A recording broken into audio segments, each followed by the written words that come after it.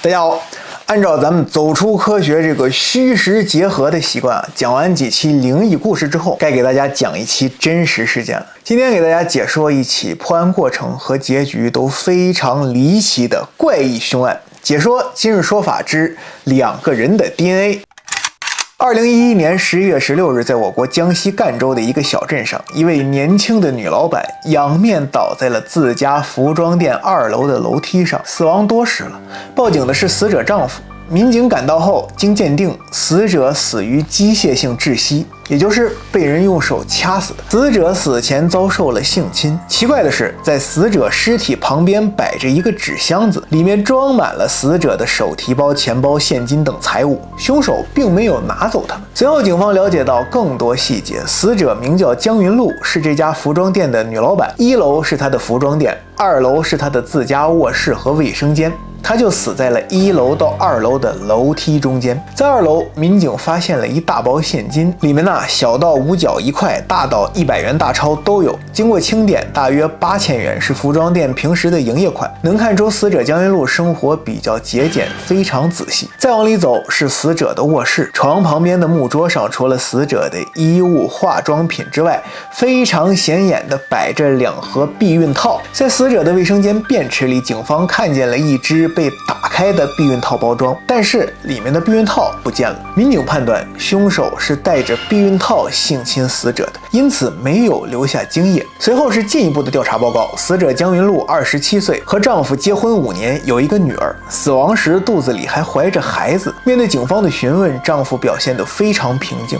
此时技术人员那边传来一个非常奇怪的消息，在死者尸体上检测出了2个男人的 DNA， 其中死者指甲缝里的残留物和现场地上的一枚烟头的唾液是同一个男人的，而他脖子这里却有另一个男人的 DNA， 可能是亲生的那种的。难不成凶手是2个人？可警方之前通过现场痕迹判断，凶手应该是1个人，是一个身高1.72米左右，20至30岁的年轻男性。更致命的是，在案发时段，服装店所在的街道监控探头正在维修，没办法拍到当天的情况。警方也只能从死者江云露的电脑中寻找线索，看看他最近和谁联系。这不看不要紧，一看吓一跳。警方发现江云露的赣州同城异性网友就有70-80位，而且聊天记录显示江云露和这些人都有着暧昧关系。随后调查中，警方锁定了其中几名嫌疑人。嫌疑人1，齐天大圣。在和江云露聊天内容暧昧的网友中，警方注意到一个网名叫齐天大圣的男性。聊天中，齐天大圣说：“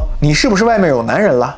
最近都不找我开房了。”他还威胁道：“我警告你，不要在外面找别的男人，让我知道了，我对你不客气。”等等。警方立刻锁定此人身份，他叫王星宇，是赣州一家单位的工作人员。这个人的体貌特征非常符合警方对凶手的侧写，于是上门进行调查。民警问王星宇：“11月16号那天你在做什么？”王星宇说：“我想不起来了。”正在聊天之时，一位民警目光敏锐地察觉到王星宇的脖子上有2道血印子，一看就是被人用指甲挠过。我们前面说了，死者江云露在被侵害时反抗中挠到了凶手，指甲中残留有凶手的 DNA。警方立刻采集了王星宇的血样，加班加点进行检测。然而结果显示，死者指甲中的 DNA 不是王星宇的。王星宇说自己没有杀人，聊天记录里都是吓唬江云露的话。至此，对王星宇的调查只能暂时作罢。嫌疑人2，张元凯。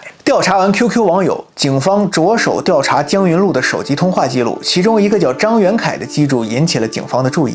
警方发现他和江云露的通话非常密集，江云露遇害之前不久还给他打过一个电话，而且张元凯27岁，身高1.71米，是南康区一家工厂的普通工人，完全符合对凶手的侧写。更要命的是，警方在和1号嫌疑人王星宇对话时，王星宇就提到过这个张元凯。王星宇曾在聊天中警告江云露不要和外面的男人乱搞，指的就是这个张元凯。他说张元凯爱赌博，总找江云露借钱，江云露对他有求必应，前后借给他上万元。那会不会是张元凯为了不还债杀害了江云露？可张元凯从容地对警方说，案发那晚江云露确实给我打过电话，不过是向我催债的。张元凯表示，案发时段他正在单位的浴室洗澡，洗完澡就回宿舍睡觉了。民警询问了工厂的门卫和一些同事，大家都证实案发时段看见过张元凯到澡堂洗澡，没有犯案事件，对他的调查也只能停止。嫌疑人3，死者丈夫。此时距离案发已经过去10天，对几名嫌疑人的调查都陷入僵局。警方又将目光转移到了死者丈夫身上。首先，江云路在外面有非常多的情人，这可能是丈夫杀害她的动机。其次，在报案时，警方发现丈夫异常平静，毫无波澜，对怀有身孕的妻子的死也没有多少悲伤，跟没事人一样。于是，警方开始着力调查丈夫。经了解，江云路和丈夫一直感情不和，很少见面。丈夫这段时间一直住在自己的父母家。警方问丈夫11月16号晚上你在干嘛？丈夫说我下班之后一个人去河边散心去了，晚上10点多才回的家。然而警方很快发现丈夫说了谎。根据案发现场附近的街道监控探头显示，案发当晚丈夫骑着摩托驶向了服装店方向，之后过了案发那个时段，他又从服装店方向骑了回来，所以他所谓的去河边散心的描述显然是说谎。警方高度怀疑是丈夫杀害了妻子，伪造强奸杀人现场。可是经过检验，丈夫的 DNA 和死者身上采集到的2组 DNA 都不符，而且监控探头也只能证明他在案发时段大方向上去过服装店那边，并不能证明他真的到过服装店，更无法证明他杀害了妻子。警方只能继续绞尽脑汁调查。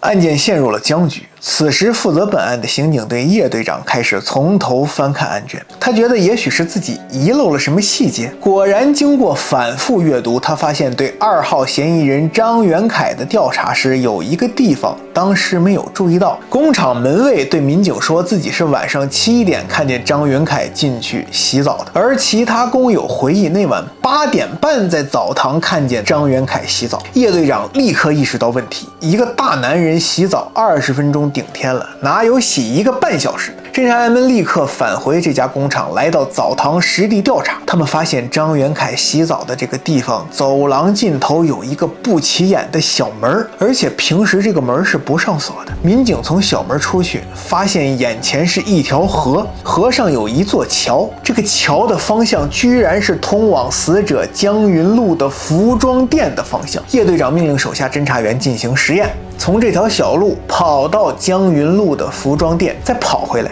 正常人只需要40分钟，也就是说，张元凯洗澡的1个半小时时间里，他完全有时间从后门溜出去，跑到江云路的服装店将其杀害，再跑回来跟没事人一样和工友们洗澡，让工友给自己做不在场证明。更致命的是，法医那边的比对结果出来了，死者身上这个 DNA 正是张元凯留下的。民警立刻将张元凯请进了局子，要求他老实交代11月16号晚的行踪。张元凯接下来的供述让侦查员们都听傻了。张元凯说，11月16号晚7点，我来到工厂的澡堂洗澡，刚脱下衣服，江云路就给我打电话催债，要我赶紧还钱。电话里江云路的声音勾起了我的欲望，于是我欺骗他说，今天工厂发工资了，我先还你一部分，咱俩一会儿见一面，我给你钱。为了抄近道，我直接从澡堂的小门走了出去，一路跑到了江云路的店里。张元凯说，见面后我不想还钱，只想和他发生关系我强搂着他，对他脖子亲了几口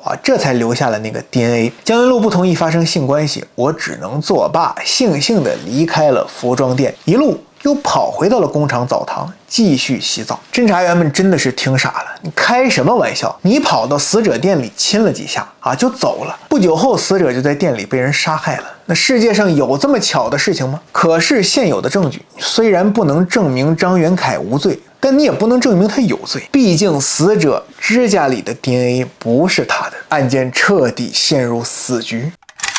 就在侦查一筹莫展之际，侦查员又想起了那个丢失的避孕套。一开始大家怀疑凶手犯案后把避孕套顺着下水道冲走了，可是别忘了侦查员在马桶里看见了避孕套的包装袋。大家想，凶手如果用避孕套犯案，打开后把避孕套包装扔到了马桶里。那犯案后冲水冲走避孕套，他也一定会把包装也冲走，可包装却完好的出现在马桶里。难不成凶手先把避孕套冲走，又闲得没事把包装扔在马桶里？这非常不合逻辑。由此，警方判断避孕套应该还在现场附近。叶队长再次回到现场，站在2楼的窗户前反复思索着。突然，他发现窗户的视角不全。大家看，死者家2楼的窗户封着防盗网，头伸不出去，也看不到窗户下面的飘台的情况。会不会有什么东西留在上面？电光火石间的灵感，叶队长立刻带着部下来到外面，找到一架梯子爬上去。果然在窗下的飘台上，这个死角盲区里找到了一个用过的避孕套。这极有可能是凶手那天犯案后顺着窗户随手扔出去的，因为防盗窗的缘故，没扔远就掉在了台子上。很快，经过技术人员鉴定，这个避孕套里精液的 DNA 和死者指甲里那个 DNA 是同一个人的。这个新线索虽然不能直接锁定凶手，但是帮助警方排除了张元凯的嫌疑，这也是非常重要的。事实上，警方在本案案发第一时间，另一组民警就在做一件事儿，他们对该小镇所有20到30岁年龄段的青年，尤其是住过宾馆、网吧之类的外来人员进行了排查，先后采集了数百人的血样，最后经过一段时间的努力，终于查到了这个 DNA 的主人，他叫张华。张华23岁，身高1.70米。本案之所以如此难办，是因为凶手张华和死者江云路素昧平生。警方之前把目光都重点放在了江云路通讯录中那些有暧昧的几十个男人身上。原来张华是隔壁镇子的人，案发前一年2010年，张华刚刚大学毕业，前不久他来到死者所在的镇子上，路途中自己好不容易攒的3000块钱被偷了，他认为是同车的一个年轻女人偷的，可对方不承认，张华十分郁闷。2011年11月16号，张华来这边办事儿，恰好逛街时路过江云路所在的服装店，他越看江云路，长得越像车上偷他钱的那个女的，于是走进店里向江云路理论。江云路当然没偷过他的钱，面对陌生人的突然劫难，一头雾水。张华理论不过就离开了，可离开后不久，张华突然接到了家中一个急用钱的电话，此时他越想越气，气急败坏，回头冲进店内，掐死了正在整理服装的江云路。江云路就这样横遭一场无妄之灾。看到这里，不得不说这个张华绝对是一个有极大性格障碍的变态啊！就因为面前这个女人和疑似偷自己钱包的人长得像，就气急败坏，把气撒在了这个无辜人的身上，把人杀害了。张华交代，他在1楼杀害了江云路，将他尸体拖上2楼，本来想搜索一下财物，但他突然看见了床边的2盒避孕套，让他兽性大发，于是侮辱了江云路的尸体。随后，他把用完的避孕套随手向窗外一扔。最后紧张之下，他顾不得搜索财物了，只拿走了死者的手机和项链，慌张逃走。这也解释了为什么死者家的财物几乎都完好无损，案件就此告破。最后还有几个问题可以揭晓给大家。1号嫌疑人王星宇脖子上的手印是哪儿来的？经调查约炮成瘾的他，案发那天约了另外一个女网友出来，抓痕是那位女网友抓的。他觉得太丢人了，这个事儿就没敢跟警方讲。除此之外还有一个最大的疑问，丈夫那晚为什么要撒谎？为什么案发当晚他鬼鬼祟祟地骑车朝服装店方向去了？原来丈夫知道妻子江云路在外面有男人了，他请了一个私家侦探。出事那天晚上，他带着私家侦探去妻子店里认脸去了。等于说，王星宇和死者丈夫都认为那天晚上发生的事儿不光彩，所以对警方撒了谎，也给警方的调查带来了极大的不便。幸好最后将真正的凶手绳之以法了，向我们的公安干警们致敬。谢谢大家，我是邓肯，咱们下期见。最后还是希望大家多多关注我的这个微信公众号邓肯解说趁着咱们这个在上半月咱们多多更新，因为下半月我准备想去这个卡塔尔看咱们中国队，看亚洲杯，所以呢到时候可能会更新的比较慢，比较少一点大家多担待。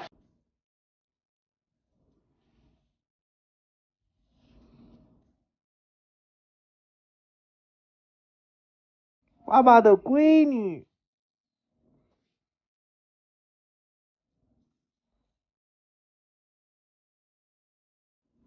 打死月月。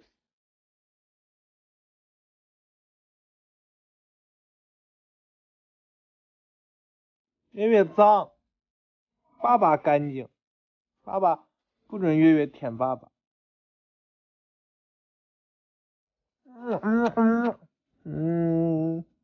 打死月月。